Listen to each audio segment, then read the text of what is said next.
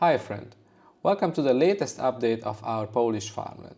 In the last episode, I showed you that we bought a big piece of land in Poland, and in today's video, I would like to show you how we got there. We did start like everyone else would do, online, scrolling through the websites and hoping to find something affordable we like. I spent countless nights searching like this. The few first visits on the sites were really funny actually, because we had absolutely no knowledge what's going on. You have to know, this was the first time ever when we searched for a land and we did not know what's the difference between Działka Rolna and Działka Budowlana.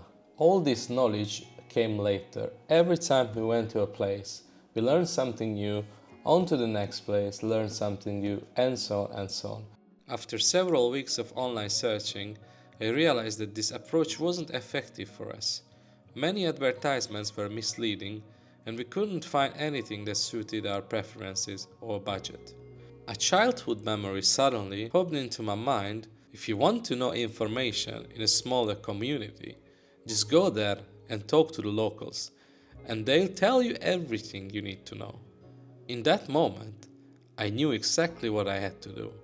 I printed out a bunch of small leaflets to leave in mailboxes or post visible spots in case people were not around.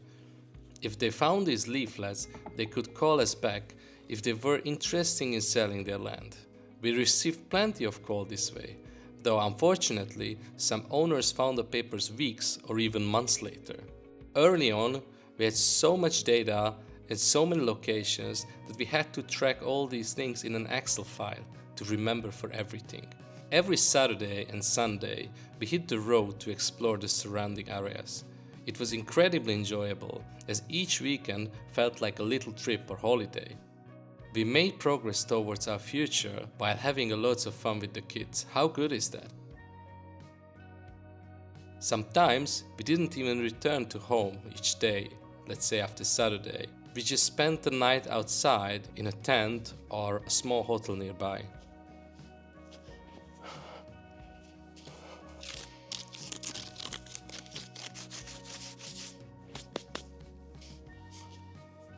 Meanwhile, I just dressed up and came out a little bit to our land.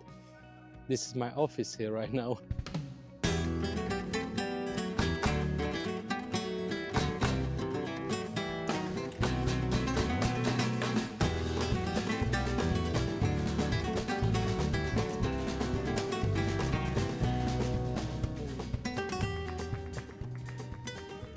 Around May 2023, we had a little expedition into Campinos Park. We were driving through the park. We seen a really nice place. It was stunning, and we seen like a really old banner was stretched between a couple of trees. The number was barely visible, to be honest.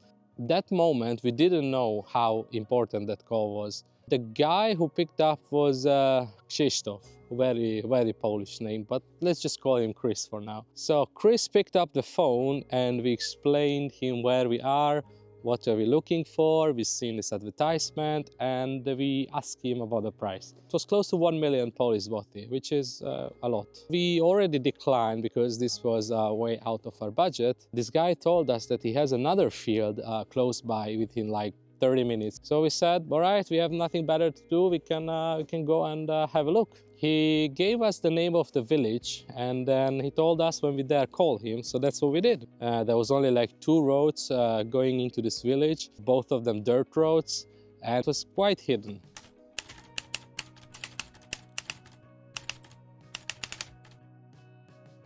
Got out from the car and it was like early spring. It was really sunny.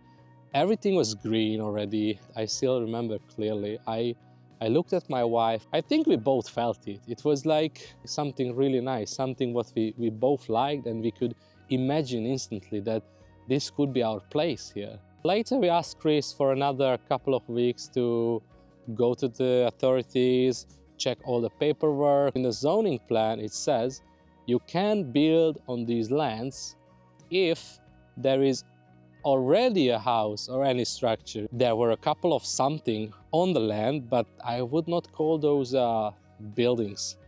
So That was my first time again. I had no clue what's going on, so I just tried to understand how things work around here.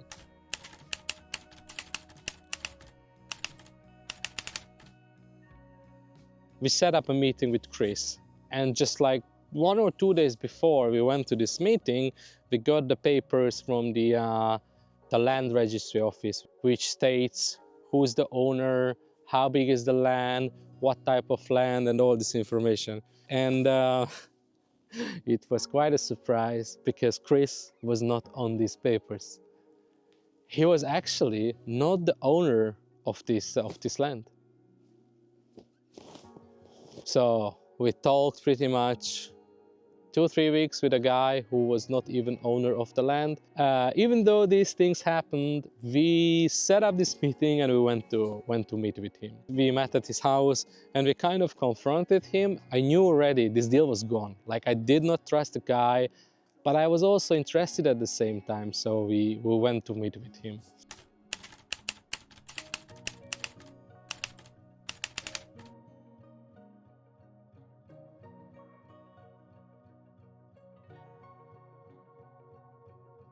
Again, we didn't buy land, but we gained a bit of experience and knowledge and all that.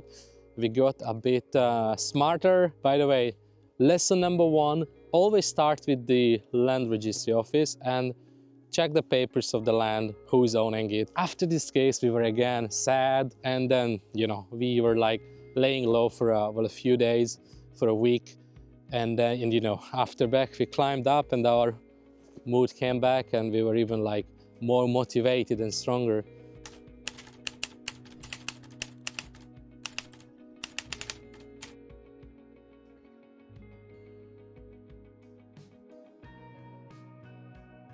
There was an old gentleman doing some gardening in front of his field, and we said we're looking for a field, and then if he knows anything or anyone who wants to sell. This was the jackpot, right? Because Terješa lived here all his life, he knew everything, so it was a really good source of information. And he was pretty cool, pretty nice. We're still in touch with him and we like him a lot. Hello there, if you see it.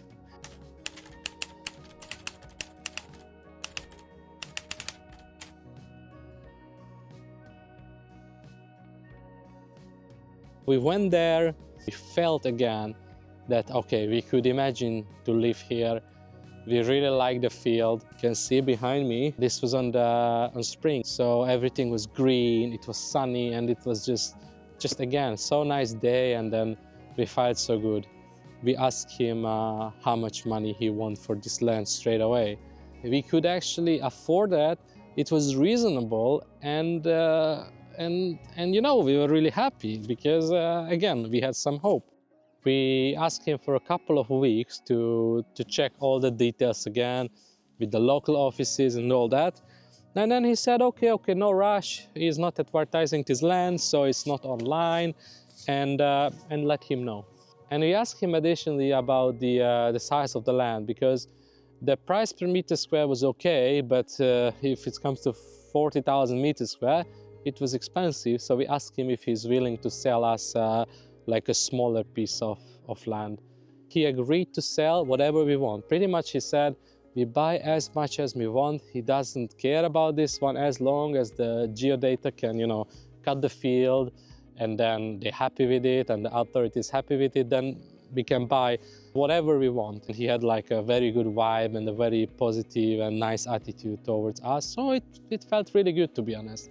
We agreed to check the papers and everything, and we swapped our numbers, and that was it for the day. We went home.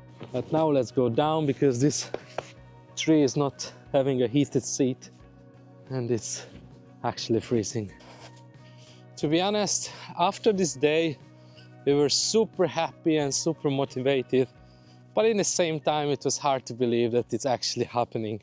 The next, I would say, 6-7 months, it was all about paperwork, bureaucracy, and bureaucracy. And if you would like to know about bureaucracy, then see you in the next episode. Bye.